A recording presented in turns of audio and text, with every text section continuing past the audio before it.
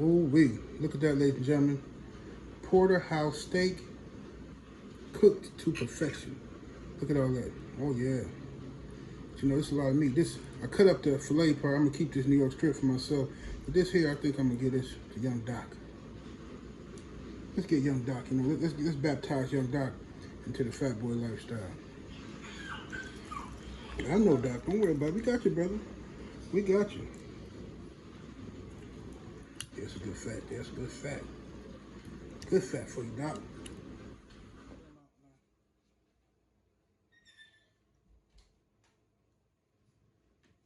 Come on, Doc. Eat the food.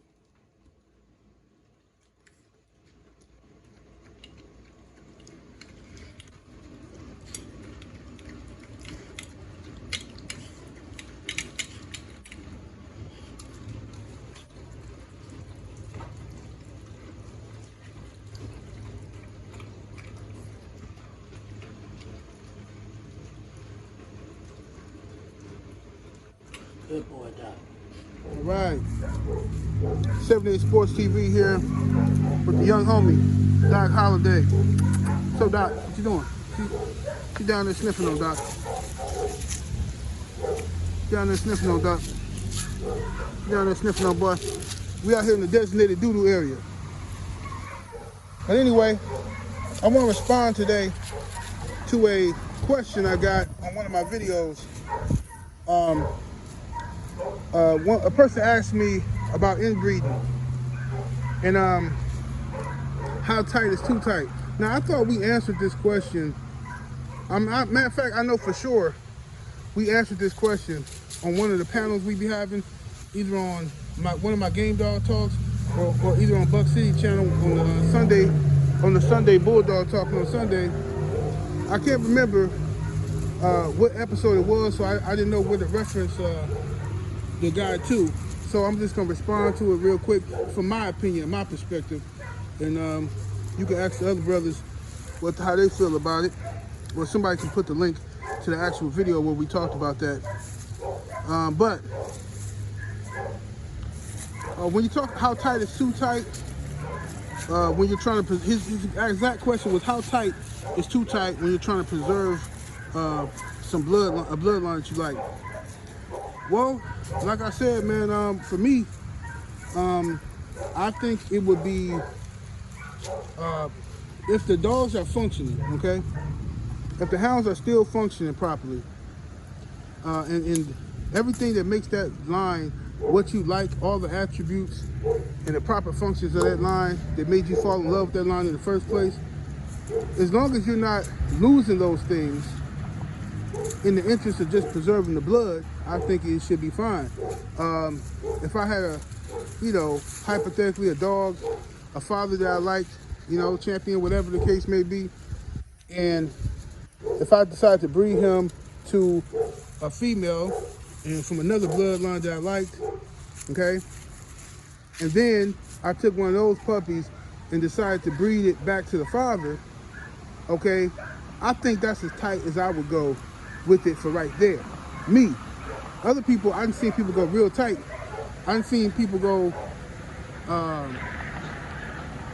brother to sister, they both got the same father, and then they take one of those puppies and breed it back to the father, And I guess if they can get away with it, if the blood is tight, if the blood is healthy enough, and the gene pool is big enough for them to get away with it, then, by all means, do your thing. You know what I mean? But me personally, I wouldn't, as far as I think as I can go, I would go, initially, it's father to daughter. I think that's enough for me. And then I think that's a good preservation right there, or son to mother.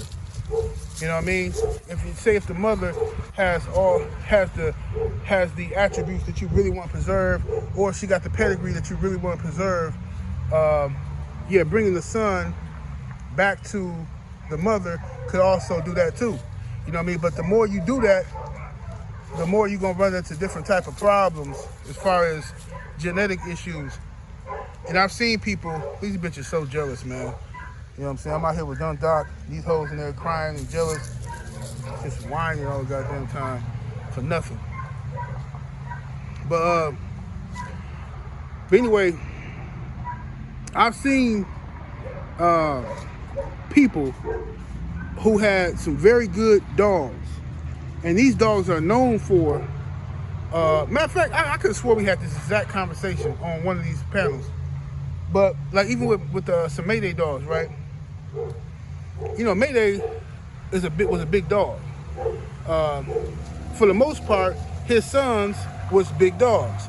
You know, when you got the Hollingsworth stuff, and then you got the Red Boy Jocko stuff. Before that got really, really bred so tight, they were still producing pretty big dogs. And now I seen some cat, you know what I'm saying, who was like showing me some pets and stuff, man, and his dogs, and he got that shit so tight. I'm talking about tight. You know what I mean? He got that shit so tight, bro. These dogs look like Doc Holliday, man. You know what I'm saying? Doc Holliday, 10 weeks old, 11 weeks old, whatever. These motherfuckers got grown ass dogs, look like Doc Holliday damn near. You know what I'm saying? Motherfucking dogs is short, stubby, bow-legged, look like bullies or some shit. You know what I mean? You know, they started to take on, you know, bulldog traits and shit. Like it just, you know, and some of them even look like chihuahuas damn near. You know what I mean? And I think that's just way too tight. You know what I'm saying? I think if once the bloodline stops functioning, what's the point, man? You know what I mean? What's the point? You know, because listen, if you put this is how I look at it. If you're trying to preserve your bloodline that you like, all right. So let's say you got from one male that you like, okay? You can just get frozen semen on him. You can go ahead and preserve his line with by freezing some of his semen, okay? Or like I said, you could breed him, you know, back to he started getting up there in age or something. Breed him back to one of his daughters or something, you know. Bring him back to one of his daughters, and now you still got that blood that's up close and tight. You know what I'm saying? You know, that's how I would do it. And then, you know, even freeze up some of that semen. You know what I'm saying? You know, that's how I see it, at least. You know, I wouldn't start just breeding, you know, father to daughter, then taking one of them puppies and a brother and sister from that litter and breeding that together. It's just not necessary. Like, for what? Because the dogs ain't gonna be able to function. I mean, the pedigrees would look dope. You know what I'm saying? It would look dope to like a novice. A novice would look at the pedigree and be like, God damn, it ain't nothing but X, Y, and Z in here. But you know, to the more trained and more experienced eye, they're gonna say, oh yeah, this shit ain't finna do nothing. You need to go out quick. You need an outcross quick. You know what I'm saying? Desperately, you need an outcross. You know what I mean? So that's the way I see it, man. I wouldn't go too tight, but you know, to each his own. I'm not no expert, but especially when it comes to breeding, you know what I'm saying? It's more qualified guys to talk to you about breeding and what they would do and shit like that. But I'm just saying, me personally, I wouldn't go no deeper than father to daughter or mother or son to mother. I wouldn't go no deeper than that, you know what I'm saying? Once you preserve, because that's preserving the blood. Once you preserve that blood, then I would just, you know, freeze the semen. You know what I'm saying? That's what I would do. You want to hold on to it 10, 20 years or something, you know, until you feel like you need it again, or maybe your line that lost something, or whatever case, you want to resurrect some old shit, boom. That's what I would do, me personally. You know, yeah, I like I say, it's too many dogs that's been bred so tight that they stop even looking like the original dogs. You know, motherfuckers start looking like they mixed with boxer or some shit. I've seen dogs face pushed all the way in and shit. Motherfuckers like, oh yeah, he's a pure red boy dog. He's pure red boy. You know what I'm saying? Like, what the fuck good is it though? But if he motherfucker look like a, you know what I'm saying? He pure red boy, but the motherfucker look like he got a damn boxer and shit. Nose all pushed in and all that weird shit. You know what I'm saying?